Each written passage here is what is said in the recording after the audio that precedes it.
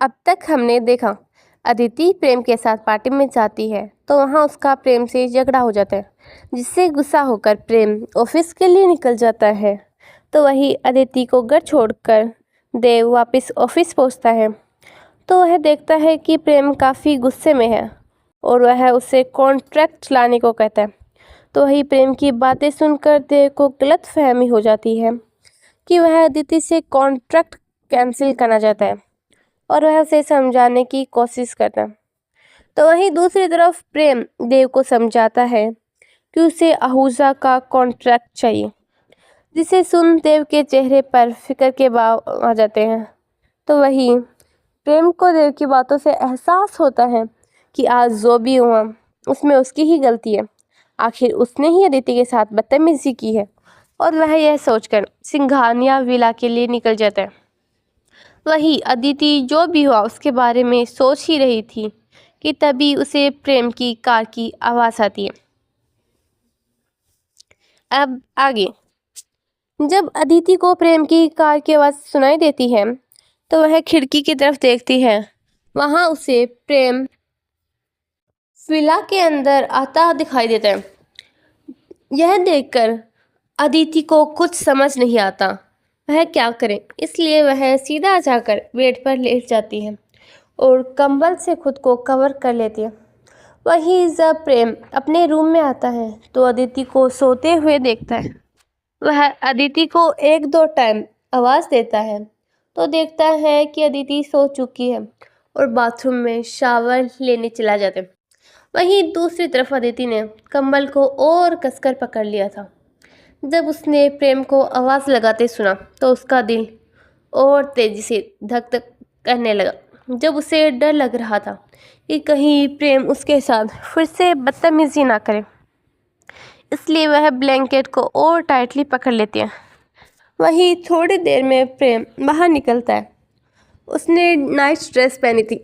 वह सीधा जाकर अदिति के बगल में लेट जाता है और उसको अपनी तरफ प्यार से खींचकर अपनी बाहों में ले लेता है और उसके बालों को सहलाने लगता है। वहीं दूसरी तरफ अदिति प्रेम के इस मूव से बिल्कुल शॉक थी, लेकिन वह बिल्कुल भी हलचल नहीं करती है और वैसे ही उसकी बाहों में लेटी रहती है। वहीं थोड़ी देर में उसे प्रेम की बाहों में ही नींद आ जाती है।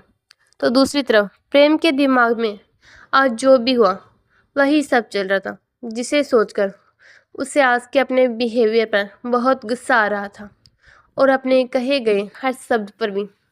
ये सोचते सोचते ही उसे न जाने कब नींद आ गई। जब सुबह प्रेम की आँख खुलती है तो वह देखता है कि अदिति वहाँ नहीं है। उसे लगता है कि वह बाथरूम में होगी, इसलिए वह उसका वेट करने लगता है। लेकिन काफ़ी टाइम बाद भी जब अदिति बाहर नहीं आती तो वो उसे बाथरूम में देखने जाता है तो वो वहाँ नहीं थी। इस पर वह उसे पूरे घर में तलाश करने लगता है, लेकिन वह उसे कहीं नहीं मिली। जिस पर वो एक मेड से उसके बारे में पूछता है। प्रेम, अदिति कहाँ है? मारिया, सर वो मैम थोड़ी देर पहले ही कॉलेज के लिए निकल गई। प्रेम, इतनी जल्दी?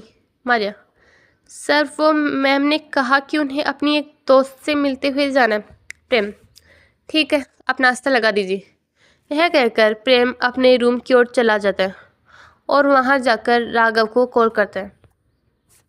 प्रेम, अदिति कहाँ है?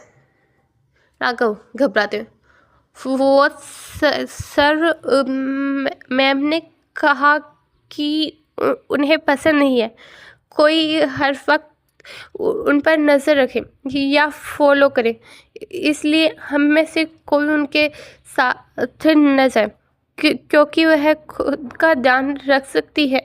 और यह कहते हुए राघव दो पल के लिए रुक जाते हैं।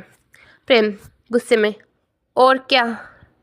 राघव घबराई हुई आवाज़ में, कि अभी वो आपकी वाइफ नहीं, वो सिर्फ अदिति है जब तक कि कॉलेज में है, इसलिए वो लोग उसे फॉलो ना करें। यह कहकर राघव एक गहरी सांस लेता है।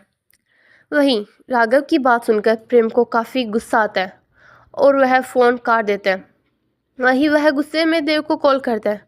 प्रेम, मुझे अगले 2 मिनट में आदित्य के कॉल की कॉलेज की लोकेशन सेंड करो। देव, क्या? पर क्यों? प्रेम गुस्से में, जितना कहा जाए उतना करो। देव, ठीक है अभी करता हूँ, लेकिन तुम गुस्से में कुछ गड़बड़ मत कर देना। यह कहकर देव प्रेम को लोकेशन सेंड करने लगता है। तभी वो देखता है कि फ़ोन कट चुका है, जिसे देखकर और सोचकर वो फिक्र करने लगता है कि प्रेम कुछ गड़बड़ ना करते, और वह भी अदिति की कॉलेज के लिए निकल जाता है। वहीं जब प्रेम को अदिति की लोकेशन मिलती है तो वह उसकी कॉलेज के लिए निकल जाता है। वहीं दूसरी तरफ अदिति निशा के साथ कॉलेज पहुंचती है। निशा, वैसे मुझे नहीं पता था मिस्टर प्रेम सिंघानिया की वाइफ बस से ट्रेवल कर सकती है। अदिति, निशा प्लीज़ यार, बार बार ये मिस्टर प्रेम सिंघानिया की वाइफ बोलना बंद कर। तुझे पता है ना कितना ऑकवर्ड लगता है। वैसे भी ये शादी सिर्फ 1 साल की है। निशा, ओह, तो तुम चाहती हो कि शादी 7 जन्मों की बने? Not bad. अदिति, मैं सब कुछ नहीं चाहती, उस राक्षस के साथ तो बिल्कुल भी नहीं। निशा, अच्छा तो तू किसके साथ चाहती है ये बता दे फिर। अदिति गुस्से में, तेरे साथ चाहती हूँ, बोल करेगी मुझसे शादी 1 साल बाद? इस हिसाब से छेड़ते हुए, हाय, इस हार भी करती है और इंतजार करने को भी कहती है। ये कम वक्त दिल अब कब तक खुद को संभाले। अदिति, प्लीज यार निशा, परेशान करना बंद कर और चल, क्लास के लिए लेट हो रहे हैं। निशा, अच्छा ठीक है। वो आगे जा ही रहे होते हैं, तभी अचानक कोई पीछे से आकर अदिति की आंखें बंद कर लेता है। वहीं दूसरी तरफ प्रेम अभी आधे रास्ते में ही पहुंचा था कि अचानक देव आकर उसकी कार को ओवरटेक कर लेता है। हे डियर रीडर्स, कैसी लग रही है आपको हमारी ये कहानी? जरूर बताएगा। और आपको क्या लगता है कौन है वो शख्स जिसने की है अदिति की आंखें बंद, और क्यों अचानक से देव ने की प्रेम की कार ओवरटेक? जानने के लिए अगले पार्ट में मिलते हैं। और हाँ, अपनी राय जरूर बताएगा। तो चलिए फिर मिलते हैं जल्द ही अगले पार्ट में। तब तक के लिए बाय बाय।